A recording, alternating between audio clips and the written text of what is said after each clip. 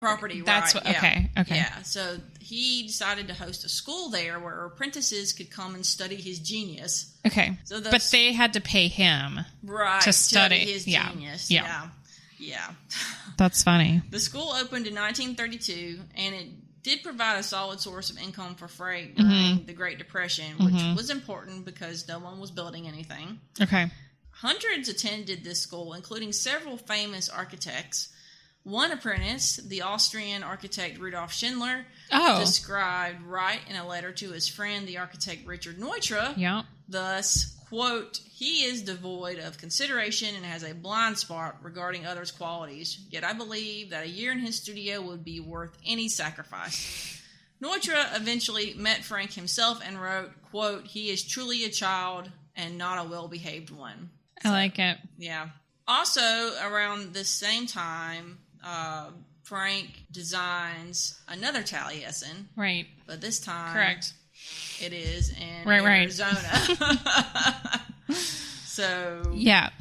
Well, we'll have a bit of background just sort of to finish things up about Taliesin East, since we're going to be talking about both of them this time. So fast forward. So you have a building, Taliesin East in Wisconsin, that was built in the 20s, and Wright's intention was for it to sort of become it's part of its context. So it's growing out of this hill, and it's made with local materials, but there's no sort of thought about the effect that the environment will have on this house. And I guess there is to some extent, but it certainly after as long as it is existing, it just is requiring so much maintenance that the masonry, thanks to just really the harsh winters and the freeze-thaw cycle, the masonry kind of failed,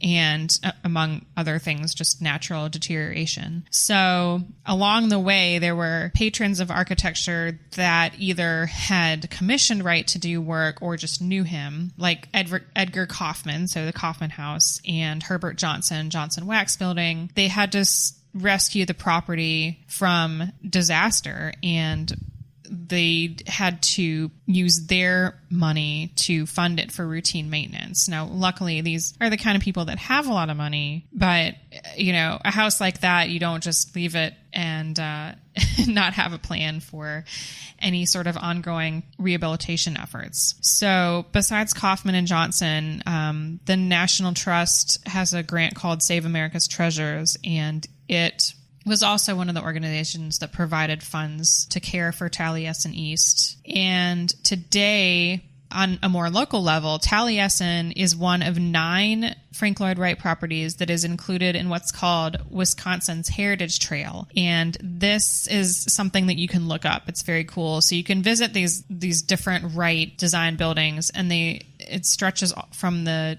S.C. Johnson Wax Building, or S.C. Johnson Building in Racine, Wisconsin, west to the A.D. German Warehouse in Richland Center, Wisconsin. And, Wisconsin, I'm not sure if it has a whole lot of tourist draw. Like, I know Madison's a really beautiful city, and Door County is really popular for leaf peeping. And anyway, as a Midwesterner, I don't know, living up there, I've been to Wisconsin Dells, and I've definitely been to Wisconsin a few times, but I've never seen any of the Wright properties up there. So if you live in the Midwest, or if you have any reason to visit, you should at least check out some of the Frank Lloyd Wright properties that are along the Heritage Trail. So, as Caroline mentioned, Taliesin West was established in 1937. And it is located in Scottsdale, Arizona, which is a kind of a suburb of Phoenix. Along with the Wisconsin Taliesin, it still functions as a school of architecture, and it was rebranded the School of Architecture at Taliesin in 2017 and encourages learning by doing. The redefined identity of the school coincided with the 150th anniversary of Wright's birth. Wright's first visit to Arizona predates his establishment of Taliesin West by about a decade. One of the draftsmen in the Oak Park, Illinois office, whose name is Albert MacArthur, designed a hotel outside of Phoenix called the Arizona Biltmore, which still stands today. Did you happen to look to see why people were going to Arizona? So yes, there were sort of resort hotels, and I think that Phoenix couldn't have been, really anything back in the 20s. I know that there were some communities that would capitalize on sort of natural beauty and natural benefits. Like there's a place called Hot Springs, Arkansas, that's a national park, and it was huge in the 20s. It was a huge draw for tourism because people would come from all over to bathe in the natural hot springs there. I mean, water comes out of the ground at boiling temperatures, and there are places even today. The original bathhouses were wood, and they, eventually over time they were demolished or replaced. And so what's there now it's called Bathhouse Row, and they're kind of Spanish revival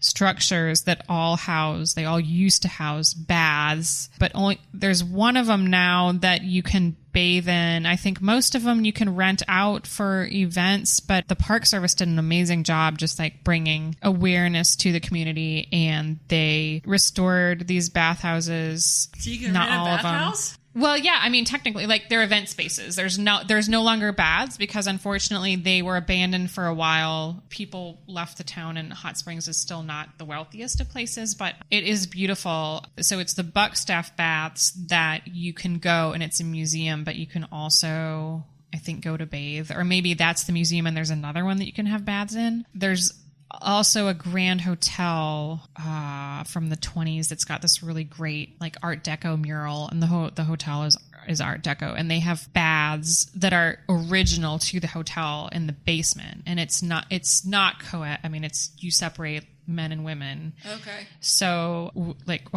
so Mom and I went, and you have your own tub, and it's amazing. It's got like this mosaic, and it's all just white subway tile, off-white subway tile, and like hex floors, and it's just all the original fixtures. Wow. And it's like $15, and you go and you sit in this bath, and when you sit in the bath or like soak in the bath, it feels so good. And they just pour the water, like there's just a tap next to the tub, and they fill a little cup with this hot water.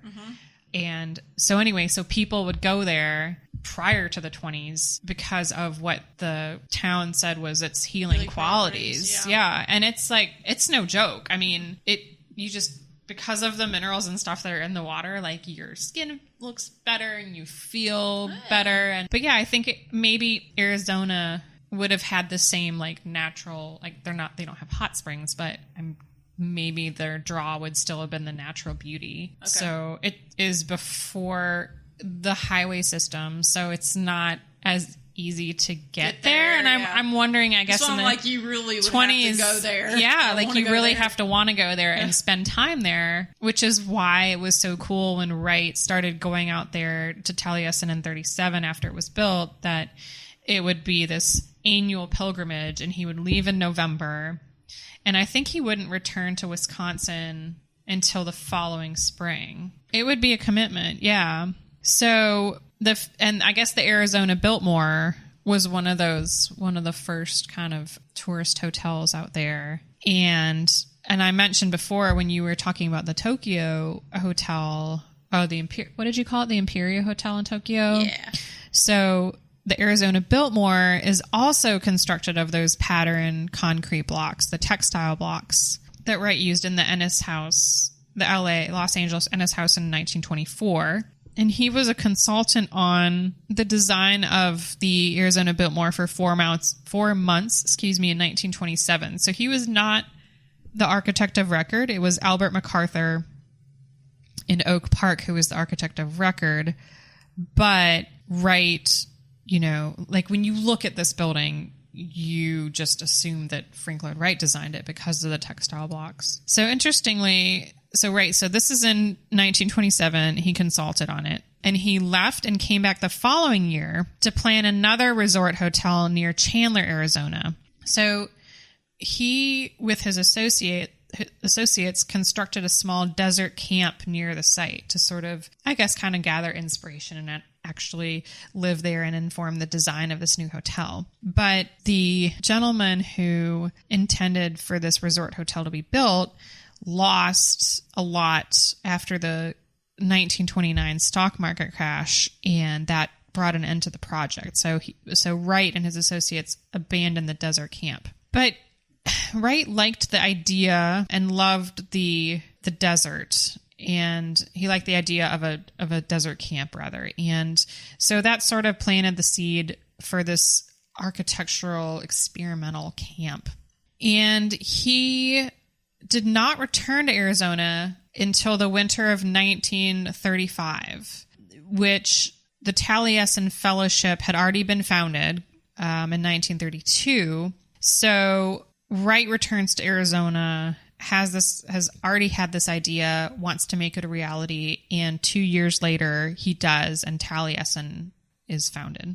Taliesin West, excuse me. Taliesin West is now, like its cousin, I guess you can say, in Wisconsin, a National Historic Landmark. It is sited in the foothills of the McDowell Mountains in Scottsdale, and you can still sense Wright's presence here and those of his apprentices, and it's just a really inspirational and beautiful place that's away from the sprawl and traffic of Phoenix. But, as we all know, progress happens, and the mountain views now that the house and the other sort of outlying buildings are oriented towards are marred with cell towers, and the neighborhood views, if you look the other direction, there's power lines, and that was a whole thing. So if you wish to look up Taliesin West and power lines, there's a bunch of drama about that too.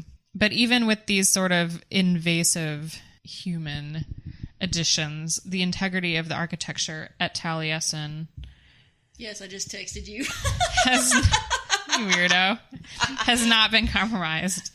I'm like, that's awesome. I think I'm doing a good job. You are doing a good job. So, okay. So, but I was distracted by Ty on catnip. Well, that's not hard to be distracted by. Carry on. So I've been to Taliesin West, and it's been a while, but it's a really amazing place. It definitely conveys the organic architecture philosophy that Wright so believed in and created. And the buildings convey a strong connection to their desert surroundings. According to the Frank Lloyd Wright Foundation, Taliesin West was built and maintained almost entirely by Wright and his apprentices. The structures grow out of the Sonoran Desert and blend seamlessly with the surroundings. And again, it's the whole growing from the earth, and the materials that create these structures were of that location. And I'll explain that in just a little bit. If you visit, you'll notice some other small geometric, Wrightian kind of experimental looking structures that are near the main building but detached enough so that they look like kind of a separate little village. And these little one-of-a-kind residences were designed and built by the students of the Frank Lloyd Wright School of Architecture. Beginning the very first year of the school's existence, these future architects would practice what their teacher insisted on: hard work and experience. They established their own building sites, found their own materials, thoughtfully considered the relationship between the climate and structure, and above all, applied the organic architecture philosophy. So they weren't meant to last forever. They were temporary structures that if you were a student, you would build your own little sleeping pod in the desert, but, not too far from Taliesin. So it was kind of like in the backyard. Wild animals out there. Well, I think there were. So, one of them... part of the test of passing the school was surviving your sleeping arrangement. Dying from a rattlesnake bite. Right. But one of them that... So, a few of them still exist, although they were kind of ephemeral in that, they're just meant for this one student that was there for whatever, the season. So, they're not... All the ones that were ever built are not still there because they can't stand up to that sort of harsh climate. Sure. But there was one that's pretty smart, and it's sort of suspended, and I'm like, I'm not gonna be sleeping on the ground. Yes. So that was a good one. There was sort of a tensile structure with the platform. What? Owl owls will attack people. I feel like I knew that. I kind of didn't. I